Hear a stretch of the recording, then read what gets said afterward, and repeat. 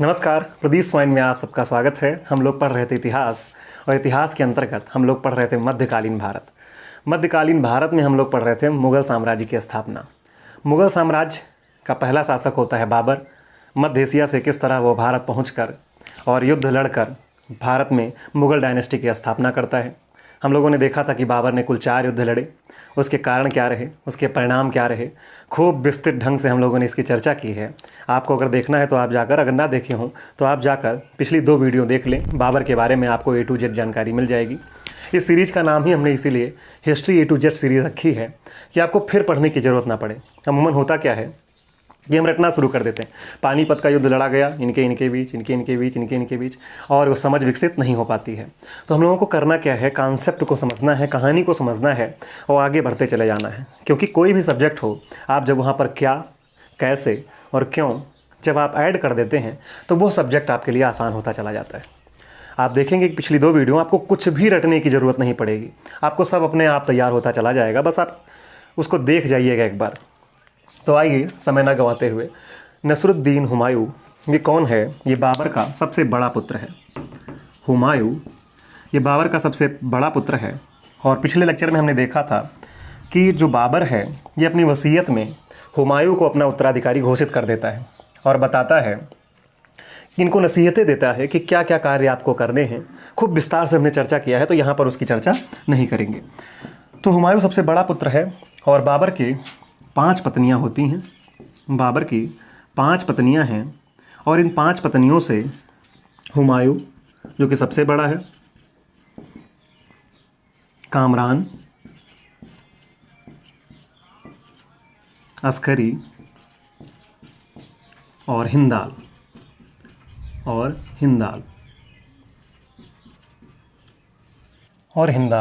तो ये बाबर के 4 पुत्र थे, हुमायूं, कामरान, अस्करी और हिंदाल। और आप देखेंगे कि हुमायूं की माता का नाम है माहम सुल्ताना। कामरान और अस्करी ये दोनों सगे भाई हैं, एक माता से उत्पन्न पुत्र हैं, और हिंदाल एक दूसरी माता से उत्पन्न पुत्र हैं। इन्हीं 5 माताओं में से हुमायूं माहम सुल्ताना का पुत्र है, कामरान और अस्करी एक दूसरी माता से उत्पन्न पुत्र हैं, और हिंदाल एक अन्य माता के गर्भ से उत्पन्न पुत्र हैं। तो यहाँ पर माताओं का नाम जानना कोई ज़रूरी नहीं है, बस केवल हुमायूं की माता का नाम जानिए, माहम सुल्ताना। इसके अलावा एक और नाम आप सुनते होंगे, गुलबदन बेगम।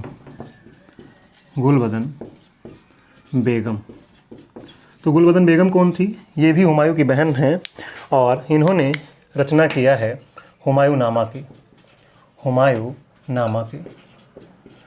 नामा से हमें हुमायूं के बारे में जानकारी मिलती है। गुलबदन बेगम ने हुमायूं नामा को प्रस्तुत किया था अकबर को। अर्थात अगर देखा जाए तो प्रश्न ये पूछा जा सकता है कि अकबर के काल में लिखी गई पहली पुस्तक क्या थी? तो वो क्या थी? हुमायूं नामा थी, जिसको लिखा था गुलबदन बेगम ने।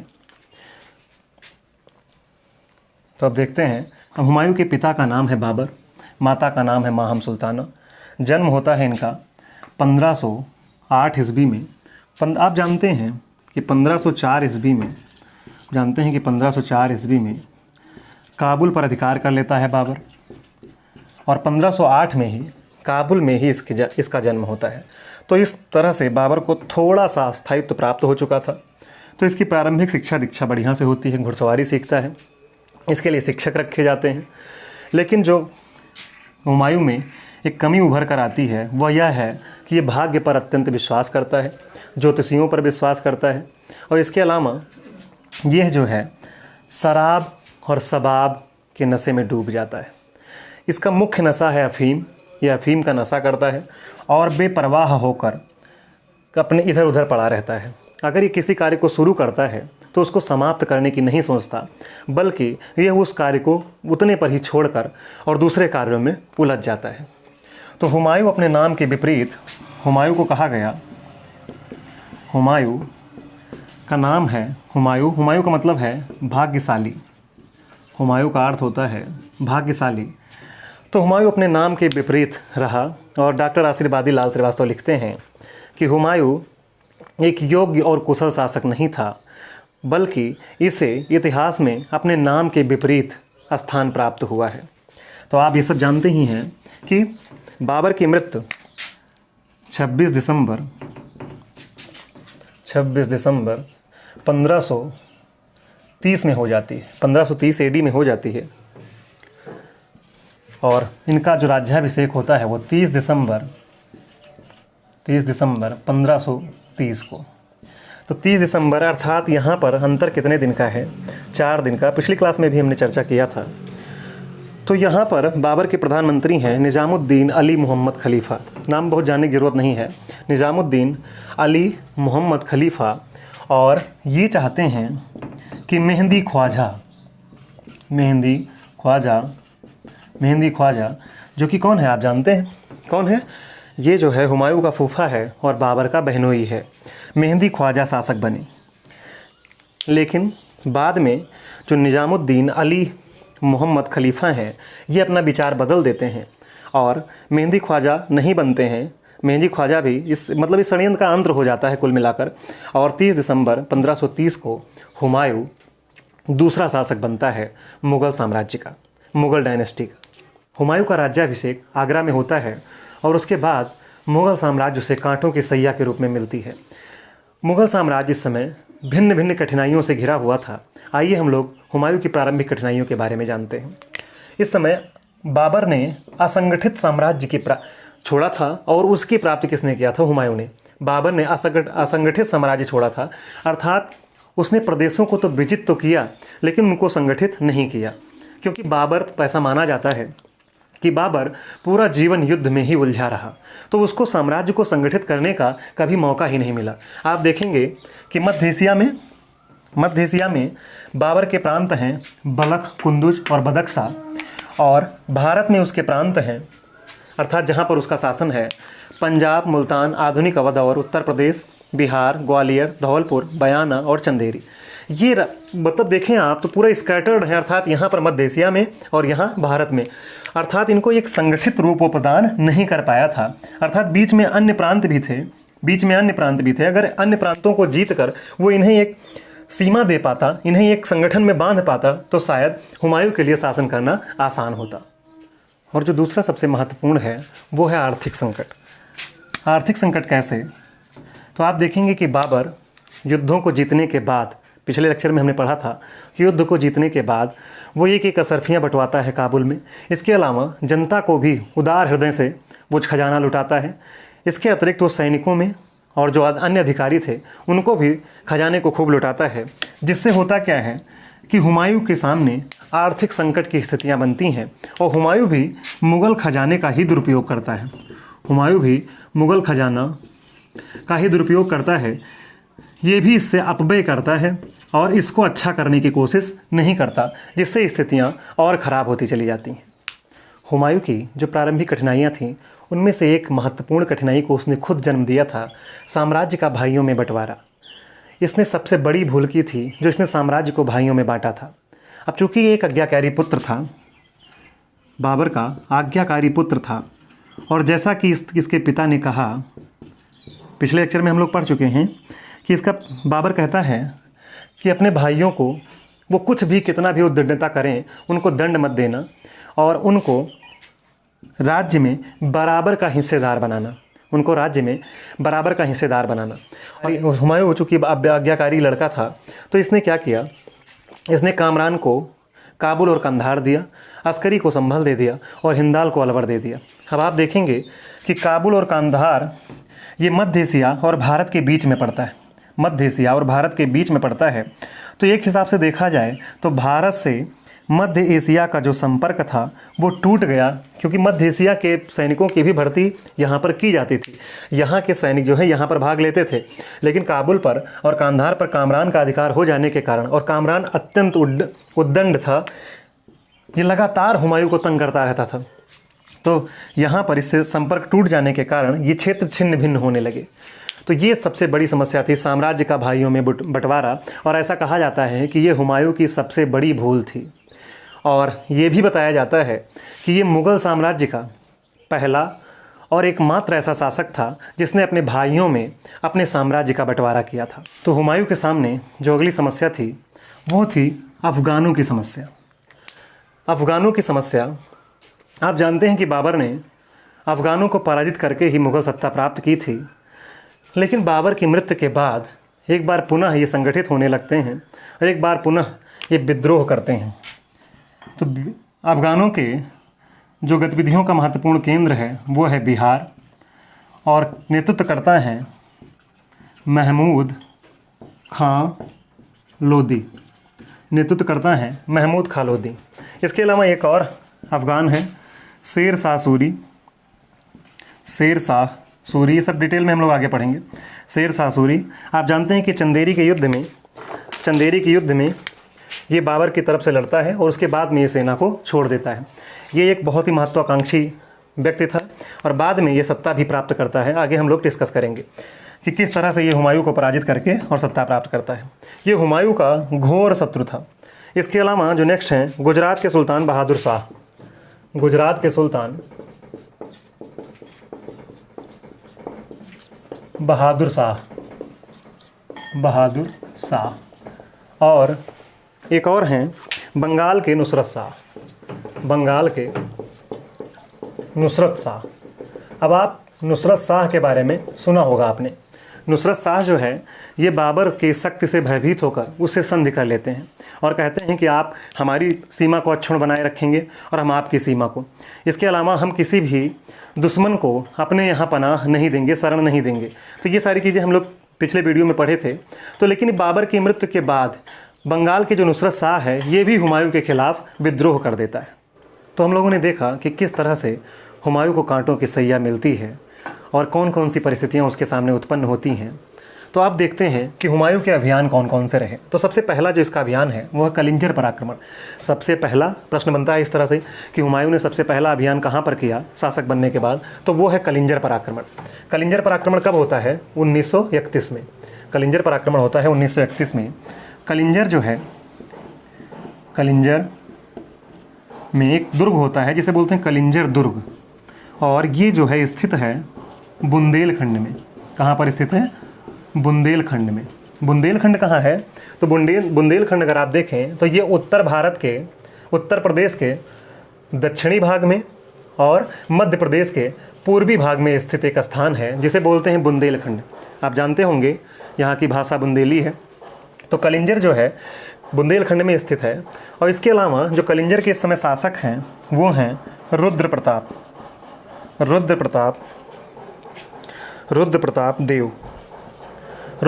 देव कलिंजर के शासक हैं। और ये जो है अफ़गानों की मदद कर रहे हैं। ये लगातार अफ़गानों की मदद कर रहे हैं, इसलिए भी पहला आक्रमण था। और दूसरा एक कारण ये था कि सैनिक दृष्टि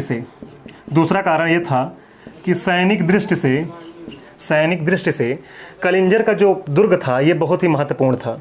सैनिक दृष्टि से कलिंजर का दुर्ग बहुत महत्वपूर्ण था, इसीलिए हुमायूं जो है इस पर आक्रमण करता है। अब होता क्या है कि जैसे ही हुमायूं यहाँ पर 1931 में आक्रमण करता है, वैसे ही कामरान जो कि इसका भाई है, पंजाब में अपनी गतिविधियाँ बढ़ा देता है। इधर अफ़गान जो है इन्होंने मिलकर और महमूद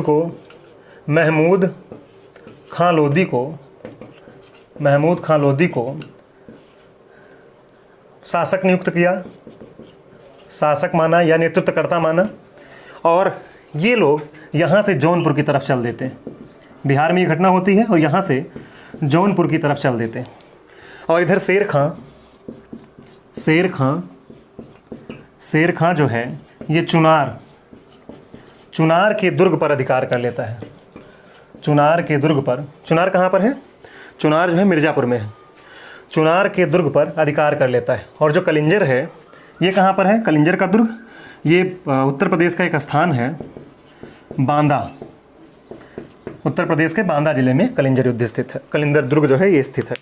तो ये सब याद रखिएगा, क्योंकि जब हम चीज़ों को इस तरह से समझते हैं कि चुनार का दुर्ग हम पढ़ लेते हैं, रटना नहीं पड़ेगा। चुनार का दुर्ग कहाँ पर है? याद आएगा मिर्ज़ापुर में। कलिंजर का दुर्ग कहाँ पर है? बांदा में। और इसकी एक बहुत मतलब जब हम पढ़ेंगे तो इसकी एक ऐतिहासिकता भी है। किसने स्थापित किया था सबसे पहली बार? हिंदुओं के शक्ति का केंद्र हुआ करता था। फिर धीरे धीरे क्या परिवर्तन हुए। तो ये जब एक बार हिस्ट्री पूरा कवर करने के बाद जब हम लोग एक बार इतिहास पढ़ लें, हमें ये पता हो जाए कि कौन शासक कहाँ कब कैसे क्या हुआ, उसके बाद में जो है हम लोग इन छोटी छोटी चीज़ों पर विचार करेंगे। जैसे कि मान लीजिए हमने कलिंजर का दुर्ग हेडिंग दे दिया कलिंजर का दुर्ग, और उसके बाद लगातार कलिंजर के दुर्ग पर कब स्थापित हुआ, कब बना, कब से कब तक, कौन कौन शासक, क्या क्या चीज़ें यहाँ पर कैसे घटित हुई। ऐसे ही चुनार का दुर्ग। तो इस तरह से चीज़ों को हम लोगों को देखना है। इसके अलावा भौगोलिक दृष्टि से भी इसी समय देख लेना है कि चुनार कहाँ पर है, कलिंजर कहाँ पर है। तो पढ़ने का तरीका ये होना चाहिए। तो समझिए अब, तो रुद्र प्रताप देव शासक था यहाँ कलिंजर का, और हुमायूं आक्रमण कर चुका है। उसके बाद में अफगान में ये घटना हुई, शेर खान ने चुनार के दुर्ग पर अधिकार कर लिया, कामरान ने पंजाब में अपनी गतिविधियां बढ़ा दी। तो हुमायूं का ये पहला ही जो आक्रमण था उसमें ये बुरी तरह से फंस गया, क्योंकि वहाँ पर रुद्र प्रताप देव भी इसका डटकर मुकाबला कर रहा था। तो ये हुमायूं की एक, लोग कहते हैं कि भूल भी है, और इसने तुरंत अब थोड़ा सा विवेक का प्रयोग किया। और क्या किया, इसने कहा चुनार के जो कलिंजर के जो राजा थे, कलिंजर के जो शासक थे रुद्र प्रताप देव, उनसे इन्होंने संधि कर ली। रुद्र प्रताप देव से इन्होंने संधि कर ली, और वहाँ पर युद्ध का, अर्थात उस जो युद्ध चल रहा था उसका अंत हुआ। तो ये कहा जाता है कि अगर हुमायूं चाहता तो इन परिस्थितियों को उत्पन्न ही ना होने देता, और वो पहले ही इनको मित्र बना सकता था, और ये आसानी से हुमायूं के मित्र बन भी जाते। तो इस तरह से उसको यहाँ से तुरंत भागना पड़ता है। तो हुमायूं का जो अगला अभियान है वो बहादुर शाह के खिलाफ होता है। बहादुर शाह कौन है? बहादुर शाह गुजरात का शासक है। गुजरात का शासक है। बहादुर शाह लगातार अपनी सैन्य शक्ति को बढ़ा रहा था, लगातार अपनी सेनाओं को मजबूत कर रहा था। इसके अलावा बहादुर शाह हुमायूं के जितने भी विरोधी होते थे सबकी शरण स्थली बन गई थी बहादुर शाह गुजरात। और ये जो है एक तोप खाने की स्थापना करता है, तोप खाने की स्थापना करता है। टर्की तोपची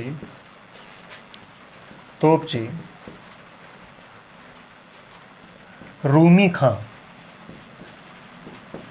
के नेतृत्व में, टर्की तोपची रूमी खां के सहयोग से एक तोप खाने की स्थापना करता है। इसके अलावा इसका जो उद्देश्य है वो ये है कि मालवा और राजपूताना पर विजय, मालवा और राजपूताना पर विजय, राजपूताना पर विजय। और उसके बाद इसने सोच रखा था कि दिल्ली और आगरा की प्राप्ति, दिल्ली और आगरा की प्राप्ति।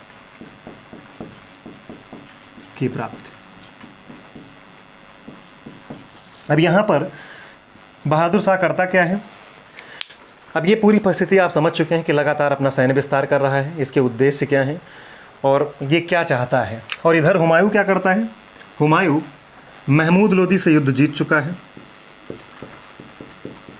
महमूद लोदी से युद्ध जीत चुका है।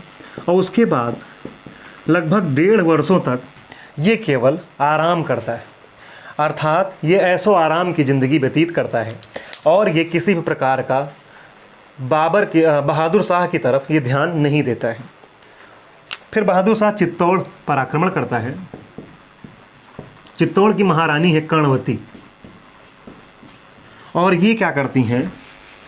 कर्णवती हुमायूं से सहायता मांगती हैं, एक रक्षाबंधन भेजती हैं और हुमायूं से सहायता मांगती हैं। हुमायूं इनकी सहायता नहीं करता है। ऐसा माना जाता है कि ये हुमायूं की महान भूल थी, क्योंकि चित्तौड़ के साथ मिलकर बहादुर शाह को हमेशा के लिए यहीं पर समाप्त किया जा सकता था। ऐसा इतिहासकारों का मानना है। कुछ इतिहासकार एक अन्य बात को भी कहते हैं। उनका कहना है कि बहादुर शाह ने भी उस समय हुमायूं से कहा था कि अगर मैं मुस्लिम शासक हूं और मैं अपना राज्य विस्तार कर रहा हूं, यदि आप मेरे ऊपर इस समय आक्रमण करते हैं तो ये धर्म के विरुद्ध होगा। लेकिन कुल मिलाकर ये हुमायूं की एक महान भूल थी, और सहायता नहीं करते हैं। चित्तौड़ जीत लेता है बहादुर शाह। अब बहादुर शाह चित्तौड़ जीतने के बाद अपनी सेना लेकर चल देता है, और इधर से हुमायूं, और दोनों कहाँ पर मिलते हैं? मंदसौर एक स्थान है मध्य प्रदेश का, वहीं पर दोनों सेनाएं मिलती हैं, बहादुर शाह की सेना और हुमायूं की सेना। बहादुर शाह इस युद्ध में पराजित होता है। बहादुर शाह इस युद्ध में पराजित होता है, और उसके बाद में ये भागता है और हुमायूं इसको खदेड़ते हुए ये बात जो बहादुर शाह है ये अहमदाबाद होते हुए खंभात की खाड़ी और वहाँ पर दीव में जाकर ये शरण लेता है। अहमदाबाद होते हुमायूं इसको वहाँ तक खदेड़ता है। खंभात की खाड़ी का मतलब ये जो है, ये आप देखें अगर तो ये क्या है, कच्छ की खाड़ी। क्या है ये? कच्छ की खाड़ी। और ये क्या है? खंभात की खाड़ी। खाड़ी का मतलब क्या होता है? तीन तरफ स्थल और एक तरफ जल से घिरे भाग को क्या कहते हैं? खाड़ी कहते हैं। यहाँ पर भी ऐसे है तो इसको भी खाड़ी बोलेंगे। कोई भी अगर भूमि है अंदर की तरफ ऐसे दब जाए तो उसको क्या बोलेंगे? खाड़ी बोलेंगे। ये क्या हो जाएगा? खाड़ी। तीन तरफ स्थल और एक तरफ जल से घिरे भाग को खाड़ी बोलते हैं। तो ये जो है कच्छ समझना है यहाँ पर, कच्छ की खाड़ी और खंभात की खाड़ी। इसको याद रखने के लिए हम लोग कहते हैं कि जो गुजरात का इधर वाला पोर्शन है ये का है और ये नीचे वाला पोर्शन खा है, अर्थात क्रम से कच्छ और खंभात। तो ये जो है खंभात की खाड़ी में, खंभात की खाड़ी अहमदाबाद होते हुए खंभात की खाड़ी में कहाँ पर? दीव एक स्थान है, दीव। और दीव में आकर ये छुप जाता है। यहीं पर गुजरात के किनारे ही दमन है और दमन और दीव ये दोनों क्या है? ये दमन दीव क्या है? एक केंद्र शासित प्रदेश है। ये दोनों मिलकर एक केंद्र शासित प्रदेश है। दमन दीव की राजधानी क्या है? दमन है। कैपिटल क्या है इसके? दमन है। और एक बात और है कि दमन इंडस्ट्रियल एरिया है और दीव पर्यटन की दृष्टि से महत्वपूर्ण है। खैर इसकी चर्चा हम लोग कभी करेंगे। तो वो जाकर वहाँ पर छुप जाता है और उसके बाद में मालवा और गुजरात पर मुग़लों का अधिकार हो गया। हुमायूं अपने भाई अस्करी को यहाँ की सत्ता सौंप देता है। अस्करी को यहाँ की सत्ता सौंप देता है, परंतु यहाँ की जनता, हुमायूं यहाँ से चला जाता है आगरा, और जैसे ही इसके जाते ही अस्करी के खिलाफ यहाँ की जनता ने विद्रोह कर दिया। और किसके समर्थन में? जाहिर सी बात है बहादुर शाह के समर्थन में यहाँ की जनता ने विद्रोह कर दिया, जिससे अस्करी को ये खोना पड़ा, अर्थात हुमायूं को मालवा और गुजरात खोना पड़ा। इतिहासकार लेनपूल का कहना है कि गुजरात और मालवा हुमायूं के हाथ में एक पके फल की तरह गिरे और उतनी तेज़ी से निकल भी गए। बहादुर शाह की मृत्यु 1537 ईस्वी में पुर्तगालियों के साथ एक झड़प में जल में डूबकर होती है। ऐसे आज के लेक्चर में हम लोगों ने बहुत सारी बातें कवर की, कलिंजर, दोहरिया, चुनार और बहादुर शाह के साथ संघर्ष अर्थात गुजरात पर आक्रमण। तो ये सारी चीज़ें और हुमायूं किन परिस्थितियों में जो है वो कांटों के सैया के रूप में प्राप्त करता है मुग़ल सत्ता को और कैसे कदम उठाता है, क्या उसने भूल की, क्या उसने गलतियाँ की, बहुत सारी चीज़ों को हमने डिस्कस किया। और नेक्स्ट लेक्चर में अब हम लोग पढ़ेंगे शेर खां के साथ इसके जो युद्ध हुए हैं, और वो एग्जाम पॉइंट ऑफ व्यू से बहुत इंपॉर्टेंट है किसी भी एग्जाम के लिए, चाहे चौसा का युद्ध हो, कन्नौज का युद्ध हो, और हुमायूं का यहाँ से पलायन, भारत से पलायन और फिर भारत वापसी, ये सारी चीज़ें हम लोग देखेंगे। अब यहाँ पर मैं एक बात और क्लियर करना चाहूँगा आपको कि आपको ये नहीं देखना है कि बहुत डीप पढ़ रहे हैं हम लोग, बिल्कुल भी डीप नहीं पढ़ रहे हैं। आप वैसे सोचिए कि केवल अगर 2 घंटे में, ये मुश्किल से 23 मिनट 25 मिनट का वीडियो होगा, अगर 1 घंटे में हुमायूं कवर हो जा रहे हैं और उनके सारे फैक्ट्स और उनके सारे कॉन्सेप्ट जो उनके जीवन से जुड़ी हर एक बात आप अगर समझ जा रहे हो, तो इससे अच्छी बात क्या होगी। मुग़ल अगर पूरे शासकों को देखें तो 6 शासक महत्वपूर्ण हैं और 6 शासक में 6 घंटे में आप पूरा मुग़ल साम्राज्य बहुत अच्छे से जान ले रहे हो, उसमें कोई किसी प्रकार की प्रॉब्लम नहीं है। चाहे जहाँ से प्रश्न पूछा जाए आपके अंदर कॉन्फिडेंस आ जाता है, तो इसमें बुराई क्या है। और जो छोटे फैक्ट्स हैं वो तो आपको वैसे ही रटे रहेंगे, अगर आप खूब विस्तार से पढ़ते हैं तो छोटी छोटी चीज़ें तो आपको वैसे ही याद रहेंगी। तो इसलिए ये नहीं मानकर चलना है कि हम लोग डीप पढ़ रहे हैं। तो ठीक है, हम लोग फिर मिलते हैं जल्द ही। नमस्कार।